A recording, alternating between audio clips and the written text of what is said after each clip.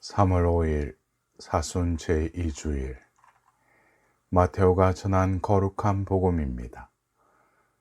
그 무렵 예수님께서 베드로와 야고보와 그의 동생 요한만 따로 데리고 높은 산에 오르셨다. 그리고 그들 앞에서 모습이 변하셨는데 그분의 얼굴은 해처럼 빛나고 그분의 옷은 빛처럼 하얘졌다. 그때 모세와 엘리야가 그들 앞에 나타나 예수님과 이야기를 나누었다. 그러자 베드로가 나서서 예수님께 말하였다. 주님, 저희가 여기에서 지내면 좋겠습니다.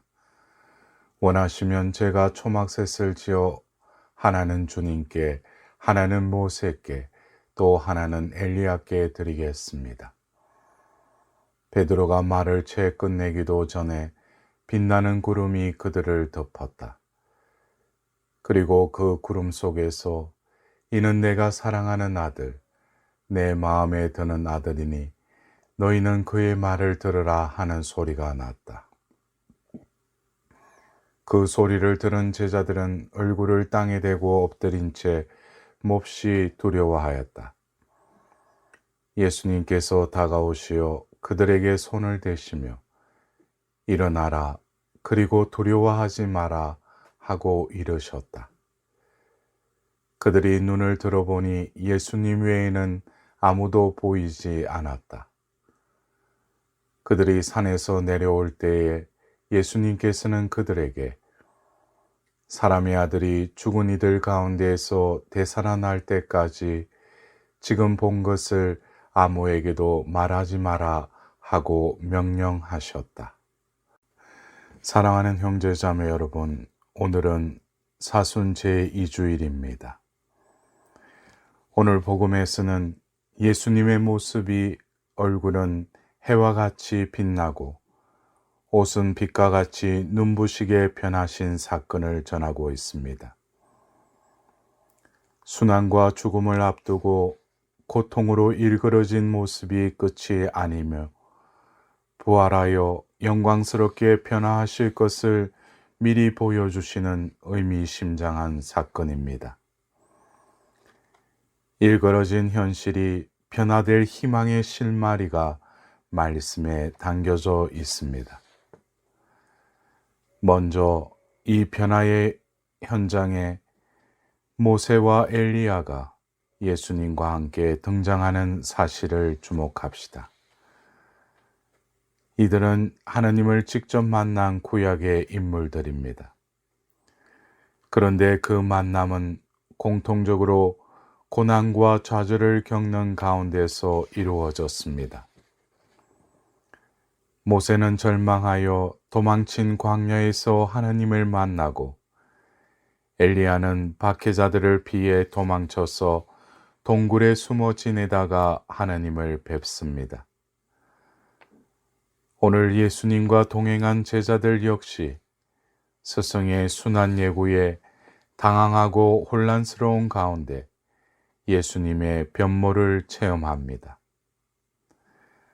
어찌 보면 삶이 고달퍼 도망치고 싶고 좌절하여 동굴에 숨고 싶다면 그때가 하나님을 만날 때임을 암시합니다. 그렇게 만난 하나님의 모습은 어떠할까요? 얼굴이 해와 같이 빛나고 옷은 빛과 같이 눈부시게 변한 예수님의 모습이 바로 하나님의 모습이라고 할 수 있습니다. 모세에게 불타는 뜰기나무로 엘리야에게 부드러운 바람 속에 나타나신 하나님께서 오늘은 예수님을 통해 당신의 모습을 드러내십니다.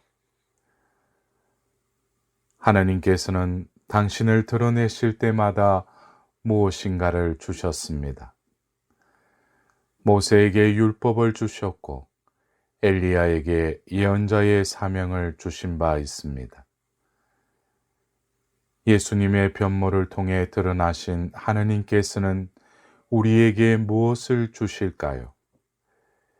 이는 내가 사랑하는 아들, 내 마음에 드는 아들이니 너희는 그의 말을 들으라 라는 말씀을 주십니다.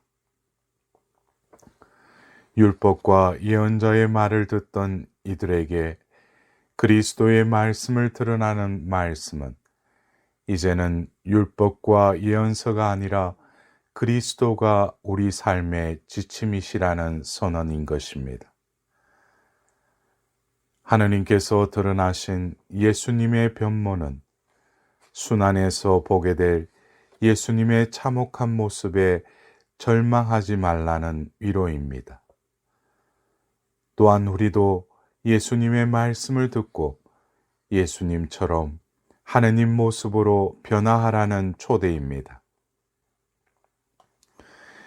예수님의 변모는 보여주기 위한 과시가 아니라 초막집을 짓고 감동 속에 머물라는 사건도 결코 아닙니다. 우리도 예수님처럼 그렇게 변화되라는 초대인 것입니다. 그리스도교는 이런저런 규정을 잘 지키고 예물을 잘 바쳐서 하느님을 감동시켜 하느님을 변화시키는 종교가 아닙니다. 그에 반해 말씀에 따라 우리가 변하는 종교입니다. 그리스도교는 본질적으로 변화의 종교로서 미움에서 사랑으로, 복수에서 용서로, 탐욕에서 나눔으로, 죽음에서 영원한 삶으로 변화되기를 추구합니다. 진정한 변화는 자기 자신에서 시작됩니다. 영국의 웨스트민스터 대성당의 지하 묘지에 있는 한 비석에 이런 글이 적혀 있다고 합니다. 나 자신, 내가 젊고 자유로워서 상상력에 한계가 없을 때 나는 세상을 변화시키겠다는 꿈을 가졌었다. 좀 더 나이가 들고 지혜를 얻었을 때 나는 세상이 변하지 않으리라는 것을 알게 되었다. 그래서 내 시야를 약간 좁혀 내가 살고 있는 나라를 변화시키겠다고 결심했다. 그러나 그건 역시 불가능한 일이었다. 항운의 나이가 되었을 때 나는 마지막 시도로 나와 가장 가까운 내 가족을 변화시키겠다고 마음을 정했다. 그러나 아무도 달라지지 않았다. 이제 죽음을 맞이하기 위해 누운 자리에서 나는 문득 깨달았다. 만일 내가 나 자신을 먼저 변화시켰더라면 그것을 보고 내 가족이 변화되었을 것을, 또한 그것에 용기를 얻어 내 나라를 더 좋은 곳으로 바꿀 수 있었을 것을. 그리고 누가 아는가, 세상까지도 변화되었을지. 자기 자신의 모습을 바꾸는 데서 남과 세상이 달라지는 길이 열립니다. 그리고 그 변화는 편안히 안주하고 있는 직업의 모습에서 떠날 때 시작됩니다. 오늘 1독서에서 들은 대로 아브라함은 75의 나이에 내 고향과 친족과 아버지의 집을 떠나 내가 너에게 보여줄 땅으로 가거라 라는 말씀을 듣고 말씀대로 떠납니다.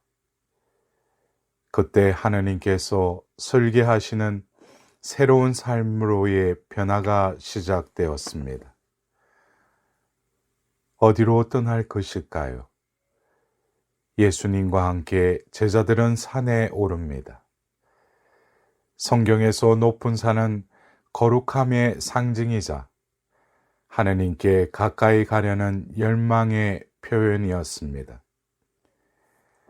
주님을 뵈려는 열망 없이 주님을 만나기 어렵고 우리의 변모도 이루어지지 않습니다.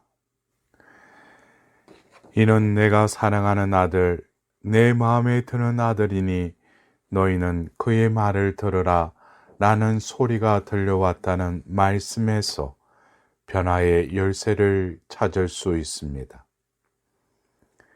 우리가 살고 있는 땅에서는 들을 것이 너무나 많습니다. 하루 종일 소음 속에서 허덕입니다. 그러니 예수님의 음성은 그냥 소음 속에 파묻힙니다. 시끄럽고 분주한 일상을 떠나 조용하고 높은 곳을 찾아갑시다. 제자들처럼 예수님과 함께 지냅시다. 아침에 눈을 뜨며 밤에 잠자리에 들 때까지 예수님과 함께 있으려고 애쓸 때 예수님은 당신 모습을 일터에서 이웃들 가운데에서 드러내 보여주십니다. 사랑하는 형제자매 여러분, 말씀이신 예수님 앞에 침묵으로 준비하고 말씀을 되새겨 듣고 또 이웃의 어려움 속에서 예수님의 목소리를 들을 때 오늘 제2독서에 그리스도께서는 죽음을 폐지하시고 복음으로 생명과 불멸을 환히 보여주셨습니다. 라는 말씀이 실현될 것입니다. 산에서 그리스도의 얼굴 위에 찬란히 빛나던 그 빛이 이제 그분의 복음을 통하여 우리 앞에 비춰올 것입니다. 그렇게 우리 역시 예수님처럼 변모될 것입니다.